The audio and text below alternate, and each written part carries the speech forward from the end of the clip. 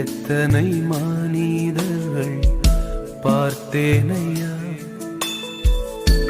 ஒருவரும் உம்மை போல இல்லையா. நீரின்றி வாழ்வையில் உணர்ந்தேனையா, உந்தனின் மாறா தண்ணிக்கிட்டு தூக்கிட்டு போவீங்களா? மறவேனையா,